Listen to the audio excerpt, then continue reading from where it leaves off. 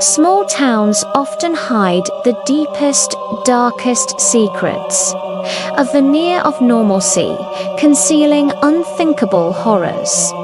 I grew up in one such place, Medicine Bow, Wyoming, a town famous for a dinosaur skeleton and not much else, save for the chilling legend of Old Bob Barnes.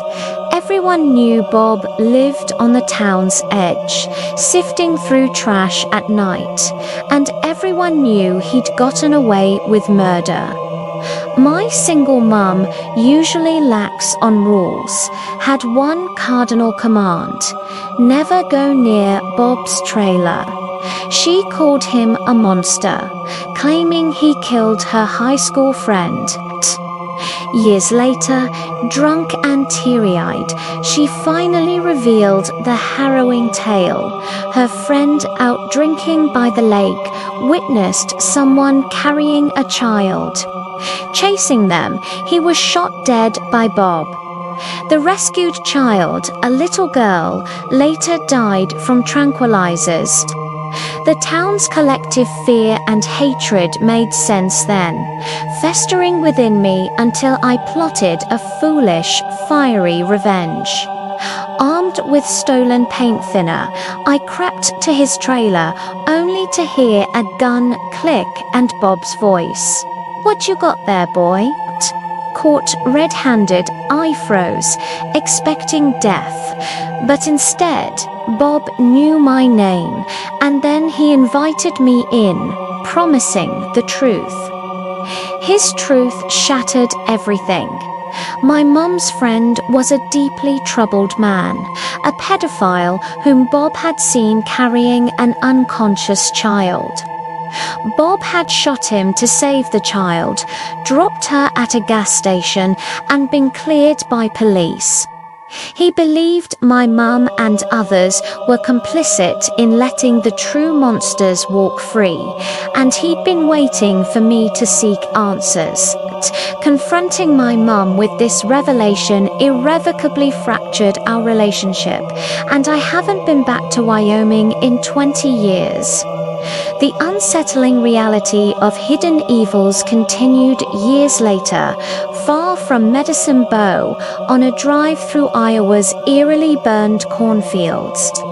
Miles of charred earth stretched before us when, through the desolate landscape, I spotted them, an old man and a little boy walking hand in hand towards a desolate well. It looked wholesome, an old-timer and his grandson, but as our car drew closer, the scene transformed into a nightmare. In perfect detail, I saw the old man pick up the boy and, without a moment's hesitation, toss him down the well. "Oh my God," I screamed, frantically searching for my phone, unable to bring myself to stop the car, a chilling image of us dead in that field flashing in my mind. My boyfriend, who hadn't seen a thing, eventually understood my terror. With no cell service, we sped to the nearest town, a tiny place with a diner called Albert Kitchen. Bursting in, I called 911, recounting the horror to a dispatcher while the entire diner listened in shocked silence.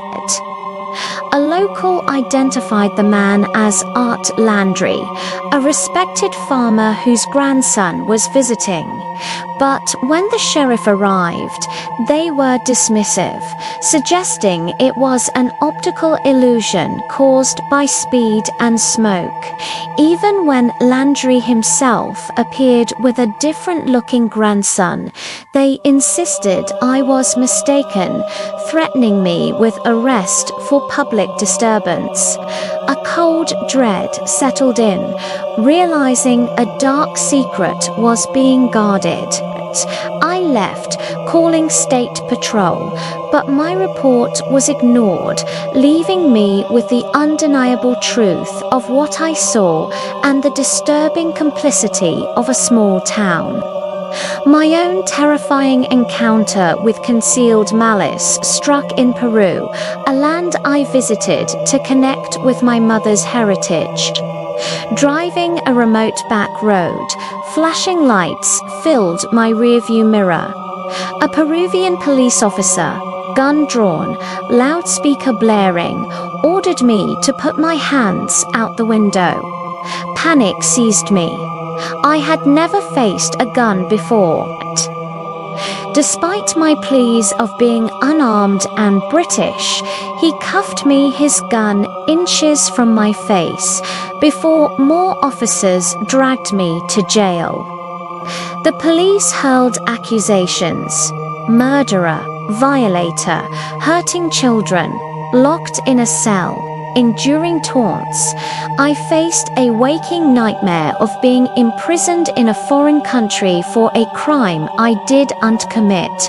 After hours of terror, the cell door unlocked, and I was free. Mistake, they said, laughing, their apologies trivializing my ordeal. Before I left, they showed me a picture of the man they sought, a violent, wanted criminal whose face terrifyingly mirrored my own. I left Peru shaken and have never returned, vowing that next time my family would pick me up from the airport. The worst day of my life unfolded on a quiet Sunday in 1993 in Windsor, a sleepy North Carolina coastal town where murder was an alien concept relegated to distant TV screens. That evening, however, evil stalked our streets at the Bertie County Sheriff's Office. The radios crackled with codes for a man with a gun and multiple deaths at the B-Lo grocery store. Disbelief quickly turned to grim reality as deputies raced towards the scene. The store was dark, locked, but a ghastly trail of blood visible through the windows hinted at the horror within. We busted in, following the blood to find a wounded cleaning crew member who had crawled from the back to call 911. Deeper inside, 5 more victims lay, 3 dead, 1 critically stabbed, and 1 inexplicably unharmed. The survivor recounted a chilling tale. A gunman, posing as a customer, forced the manager to hand over thousands in cash. But instead of leaving, he rounded up the cleaning crew, ordered them to tie each other with dog leashes, then stacked them too high. "God, forgive me for what I'm about to do," he said, before firing. When his gun jammed, he returned with a knife, stabbing the brother of our survivor to death, before asking the survivor if he'd identify him. The killer then walked out, leaving 1 witness alive. The investigation was relentless, personal for our sheriff, but plagued by an inoperable security system, vague suspect sketches, and a red herring car. The killer, claiming to be a recently fired cop, vanished. I still replay that day, the feeling of uselessness, the haunting question: why did he spare the last victim? Was it fatigue or a perverse desire for his gruesome story to be told, leaving us 2 decades later with an unpunished monster and a wound that never healed? Then came the unspeakable, forever changing my childhood in Bart Township, rural Pennsylvania. A world defined by the old order Amish, who called us English. On October 2nd, 2006, as my dad and I worked our farm, my little brother sprinted home from school, tears streaming down his face. A man in our classroom, he choked out, and he had a gun, but the true terror followed. He had chains and hooks, too. A red mist descended over Dad. He grabbed his gun and ran towards the schoolhouse, leaving me to guard Mum and my trembling brother. Hours later, Dad returned, his face grim. At 10:30 a.m., a milk tank driver named Charlie Roberts, known to many in the community, entered the schoolhouse, asking about a missing Clevis pin. He returned moments later with a pistol, threatening death. He forced the boys, including my brother, to unload tools, a shotgun, a stun gun, lumber, wires, chains, and metal eye hooks, all to barricade the doors and force the children to watch it. The teacher escaped, calling 911. Roberts, knowing police were coming, released the boys and some parents, then lined the girls against the chalkboard like a firing squad.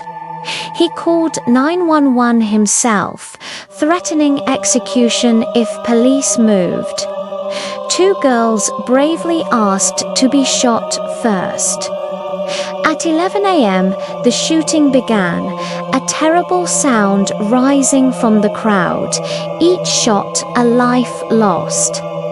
Police stormed the school, finding Roberts dead from a self-inflicted gunshot wound. Of the 10 girls shot, only 4 survived. The youngest, 6, the oldest, 13. He had switched from pistol to shotgun, amplifying the horror. We learned Roberts, a seemingly ordinary man with a wife and 3 kids, suffered from depression. But his motive was far darker.